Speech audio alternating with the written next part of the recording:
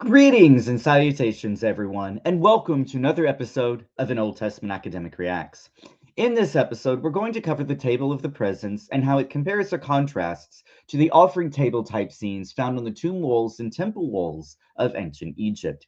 So, I should also like to extend my deepest apologies to those who were hoping that I respond to yet another video put out by our buddy, you know him and you love him, Joel Kramer. I should also like to reassure you all that I do have a couple of videos lined up coming out over Christmas break involving videos that were put out by Joel Kramer and Frank Turek and some of his Exodus videos. So I've got a lot of catching up to do when it comes to Turek and Kramer when it comes to the Exodus. And they both seem to be at their shenanigans again with the typical early Exodus date.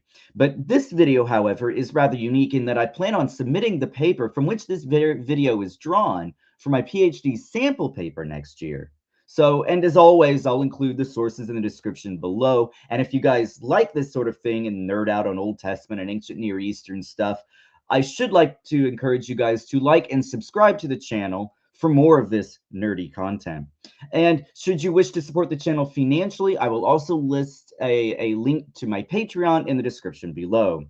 And as an addendum, unfortunately, I should also like to let you guys know that the entire paper here will not be presented. It's just too long. It's like 15, 18 pages long, I think. So I didn't want to upload, or at least I didn't want to present the paper in its entirety because of YouTube's algorithms and rules and stipulations and regulations. So yeah, without further ado now, let's just dive into the video. Cultic furniture has had a ubiquitous presence in the ancient world. From chests to couches to cutlery, cultic furniture usually serves a religious function that seeks to honor a god or a deceased figure. When it comes to the ancient Near East, and more specifically with ancient Egypt here, cultic furniture or royal furniture are rather more prevalent, which are visible on the walls of the temples and tombs.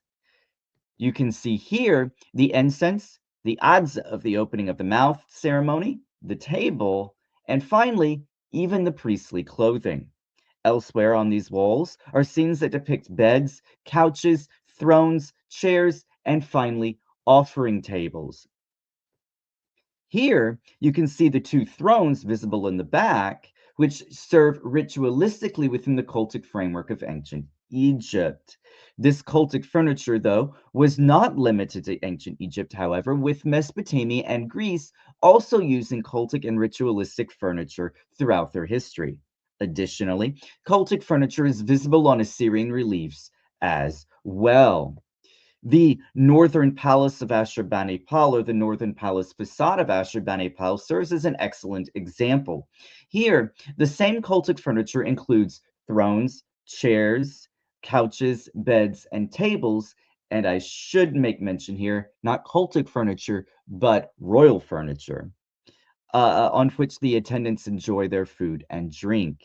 Ancient Israel, therefore, should be no different in its use of cultic furniture, keeping in line with the ancient Near East when the writer of Exodus describes the tabernacle furnishings such as the basin, the laver, and finally the table of the presence. Moreover, similarities should exist with the ritualistic furniture of Israel and as well when comparing cultures like ancient Egypt, Mesopotamia, and ancient Israel.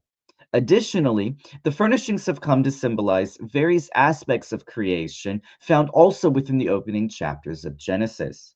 For example, the menorah symbolizes the tree of the knowledge of good and evil, whilst the 12 loaves of bread represent the 12 or 13 tribes of Israel.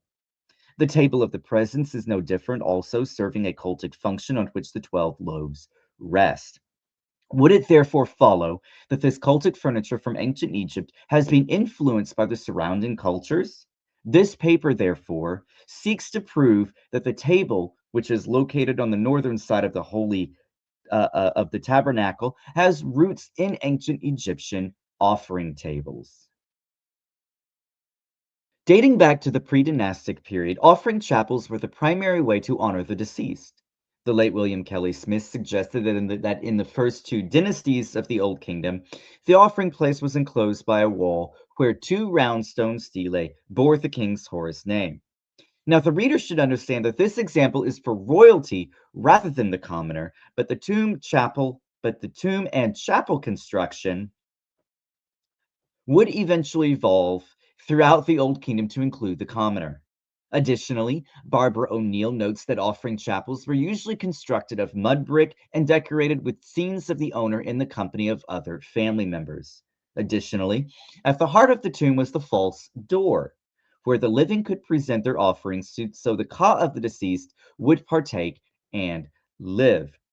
False doors, such as this one, served as liminal points, which were the points of exchange between the living and the deceased, where the living would make an offering to the deceased. Peter Fundamenwelian maintains that from its position in the upper part of the false door, the offering table evolved into a major feature of the decorative program of offering chapels from this period onwards. And here you can see the progression of the offering or the false door.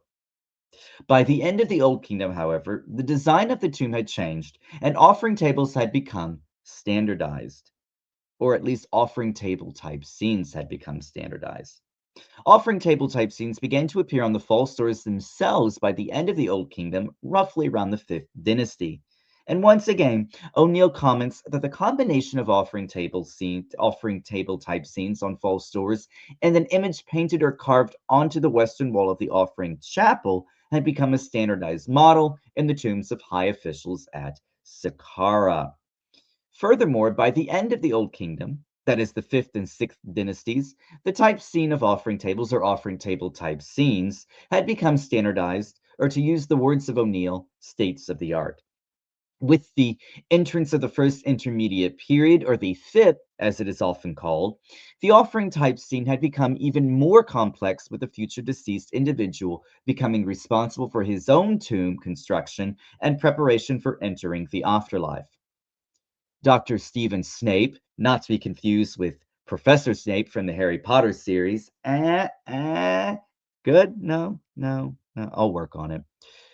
Anyway, Dr. Stephen Snape provides an example of this self-reliance. I made this tomb of mine in 3 months. I erected its enclosure wall, established it with servants, and made payment for them. Simpson cautions that after the collapse of the Old Kingdom and the subsequent civil war that erupted between the Heracleopolitan 10th dynasty against the Theban 11th dynasty, that knowledge is scant about conditions in the Delta regarding these offering table type scenes. In Upper Egypt, though, each nomarch attempted to maintain the independence of his district, which had been gained at the end of the Old Kingdom, and it was to be the problem of the Middle Kingdom kings to break the power of this provincial nobility. During the collapse and fall of the Old Kingdom and the interregnum between the Old and Middle Kingdoms, the tombs of the deceased, who were responsible for their own tombs, began to surface. I should like to put a disclaimer here to say that barring nepotism in the 4th and 5th dynasties, that is the Old Kingdom, do we truly see tombs for the nobility? However, these nobles were related in some form or fashion to the kings of those respective dynasties. An example would be the tomb of Heseret. O'Neill avers that the disruption of residential culture saw the transmission of elite mortuary cult into provincial lower order or sub-elite contexts, which is what we have for these nobility at the end of the Old Kingdom. By the time of the Middle Kingdom, the transformation of the offering type scene had reached its zenith, with little to no change even in the New Kingdom. O'Neill also states that the type scenes were the most central iconographic feature in the decorative program of tombs in both central administrative and provincial contexts. Here is an offering table type scene from the New Kingdom, and you can tell how more elaborate it is. And we've got the offering formula dedicated to Anubis, is what it looks like atop the figure here, the seated figure here. You can see the Perot offering and the Nesudi Chetep formula, or royal offering here. Since little change occurred in the style and function through the transition of the second intermediate period and the New Kingdom, this little change will factor on the table of the presence, but first, the function of offering tables is in order. Having recently departed Egypt, the mixed multitude came to rest at the foot of Mount Sinai, where the Lord delivered to Moses the Decalogue and the Torah, or as it should more probably be translated, instructions. Furthermore, the Lord delivered the instructions for what would become the tabernacle. Although much discussion will center on the tabernacle later, suffice it to say here that the tabernacle does contain similarities with ancient Egyptian ritualistic furniture. Though a more detailed discussion of each piece of furniture far outweighs the scope of this paper, Dr. David Falk has successfully highlighted ritualistic furniture in ancient Egypt in his book, The Ark of the Covenant in its Ancient Egyptian Context, An Illustrated Journey. Falk noticed several parallels in the furniture within the tabernacle, most notably with the Ark of the Covenant, that could lead to the conclusion that the table of the presence also shares similarities when laid against an ancient Egyptian backdrop. Although Falk demonstrated that the Ark of the Covenant shared similarities with the chest of Anubis, the Egyptologist was quick to note that iconography was also added to ritual furniture. The nature of iconographic augmentation, therefore, became a permanent addition to the repertoire. The uraeus prevented defilement from the outside. The vulture wings sanctified the space within them, whilst the jed pillar added stability and continuity, and the lapwing bird provided perpetual worship. The Ankh symbol imparted abundance and flourishing of life, and religious symbols added unique magical effects. Though most of the iconography is absent with the Ark of the Covenant, iconography, like lapwing bird that Falk mentioned, is found on top of the Ark of the Covenant in the form of cherubim, protecting what should be God between the cherubim. In Exodus 25, verse 22, the writer says, "There I will meet with you, and from above the mercy seat." Noticeably absent from the center of the Ark of the Covenant is an idol which would certainly be present in Egyptian iconography. When involving the table of the presence, iconography is certainly absent with perhaps only the bread, which serves as an offering in perpetuity to Yahweh here. The only difference is that the Levitical priests ate the bread weekly, whilst the Egyptian priests ate the bread daily. One of the most telling things revolving around the tabernacle and its furnishings is that the furniture points back to creation in Genesis 1. Terence Fredheim notes that the dedication of the tabernacle occurs on New Year's Day, which corresponds to the liturgical celebration to the first day of creation. Additionally, between chapters 25 and 31, the writer includes I had to get that one right, 7 divine speeches corresponding to the 7 days of creation. So the writer certainly hints throughout the details of the tabernacle of the creation narrative found in the opening chapters of Genesis. Moreover, Fredheim also notices that the realization of the new creation which God, through Israel, is bringing into being. Unfortunately, the table of the presence does not really share in this harking back to creation, serving another purpose within the overall function of the tabernacle, which is offering bread to God in perpetuity. Victor Hamilton notes that beside the ark, the table of the presence is mentioned secondly, as in Exodus 25 verses 10 through 22, and 25 verses 23 through 30, 37 verses 1 through 9, and 37 verses 10 through 16, and 40 verse 3 and 4, and in the book of Numbers, chapter 4 verses 4 through 6, and 7 and 8. Unlike the Egyptian offering tables depicted in those type scenes, however, the table of the presence has 3 coverings, according to Exodus 25, verse 23, shown here. The poles of acacia wood are overlaid with gold, and finally, the cups and bowls that accompany the table are also of gold, as laid out in Exodus 25, verses 29 and 30. Markedly, Hamilton is careful to say that as well that setting out food before a respective deity for that deity to eat is a ubiquitous idea in the ancient Near East. Hamilton draws parallels from Egypt to Asia Minor, and Mesopotamia are readily available. The difference in this practice, however, was carried out on a daily basis rather than a weekly basis, for such deities could not survive on 1 meal per week. The deities of ancient Egypt relied heavily on food offered from the world of the living, as well as clothes whereas Yahweh does not need food or clothing, as Psalm 50, verse 12 indicates. If I were hungry, I would not tell you, for the world is mine and all it contains. Additionally, Alexander Hamilton offers an insightful comment suggesting that the table of the presence may symbolize fellowship with Yahweh, which would certainly add weight to the fellowship offerings laid out in Leviticus 3, verses 1 through 17, and 7, verses 11 through 34. Considering the fellowship offerings included a meal between the offerer and God, this line of reasoning certainly fits the picture of God spending time with his creation. Since the destruction of the Second Temple, the table of the presence escapes us, unfortunately, or we simply haven't found it. Besides its description within the pages of Exodus 25, verses 22 through 30, scholars are left with the table of the presence found on the Arch of Titus, shown here. William Propp documents at length the Roman conquerors hoist the Second Temple's table shoulder high, with the sacred trumpets fastened to each side, or fastened to its side. But these poles could have been supplied by the Romans themselves, since the lampstand is carried in the same manner, even though no biblical text indicates that it had poles. For the table of Exodus, if the poles are at the feet, so that the table is borne as high as possible, the frame actually constitutes a base, or the frame and poles might be halfway down the legs for maximal strength, as with the bronze altar found in Exodus 27, verses 4 through 5.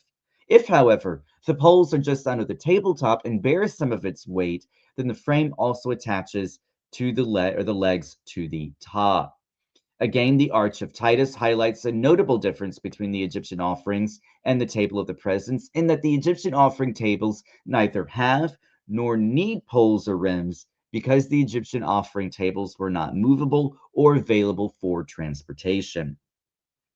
Although in the Egyptian offering table type scenes, the bowls and cups are suspiciously absent, the writer of Exodus chooses to include the bowls and cups of the table of presence. Propp offers a couple of solutions to the problem, arguing that these vessels hold oil.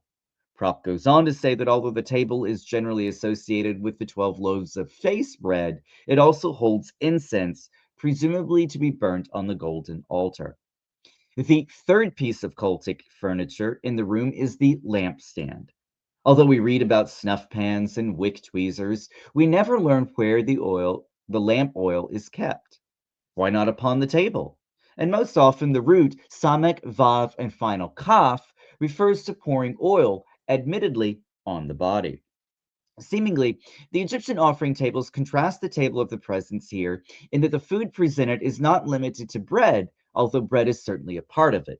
Interestingly, Pseudo-Hecataeus, found in Josephus, includes a description of the table of presence along with a gold altar and a golden lampstand, whilst the letter to Aristeas includes a detailed description of the table made of gold and jewels.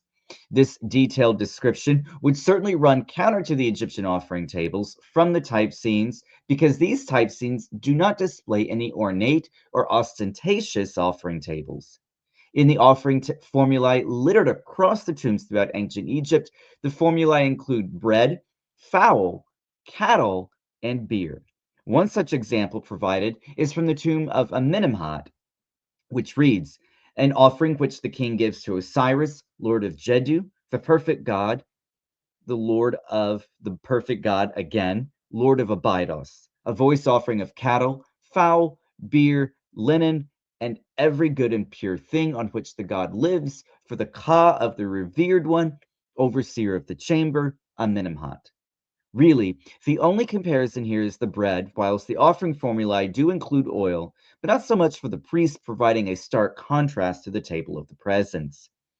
The oil seems to be used not so much for anointing, but rather for ritualistic and funerary purposes. O'Neill comments that in the tomb of Ptahhotep, the viewer will see him holding a jar to his nose with the label ceremonial and best oil. The jar motif is represented exclusively in the offering iconography of deceased men until the first intermediate period, when the protocol which governed mortuary imagery changed in line with wider access to Assyrian funerary cult for both men and women. If kept in line with prop, the oil could be similar to the Egyptian use of oil mentioned earlier. However, here this writer parts ways with prop, instead arguing that the cups were used for wine rather than oil. One reason is because of Genesis 14, in which Melchizedek greets Abraham with bread and wine. Furthermore, the bread and wine are also found within communion in Christianity, where the sharing of bread and wine is part of covenant inauguration in the upper room found in Matthew 26, verses 17 through 30. Exodus also has covenant inauguration meals as well. Richard Averbeck notes the covenant ratification meal at the foot of Mount Sinai, where Moses and the 70 elders shared a meal. Averbeck also notes the text does not actually say this, but the people would have been celebrating a covenant enactment banquet at the base of the mountain. This is what they would do with the meat from fellowship/peace offerings, sacrifices, as opposed to burnt offerings, which the altar fire would have completely consumed. In a somewhat similar vein, the Egyptians had a festival called the Wag Festival at the beginning of the new year, which was a meal with the deceased that comes close to the covenant meal or fellowship meal laid out in Exodus 24, verse 11. However, the meal was centered around the deceased ancestors rather than the deity, as this meal was not served in perpetuity. Additionally, or finally, the food was not eaten by the priests, and no table was like the table of the presence was present during the festival. Well, folks, that actually concludes this video. Let me know if you guys disagree with my analysis or agree with my analysis. And as always, let me know your thoughts and comments below on Egyptian offering tables and the table of presents. And don't forget to leave a like and subscribe to the channel to receive notifications on future content. Until next time, guys, take care.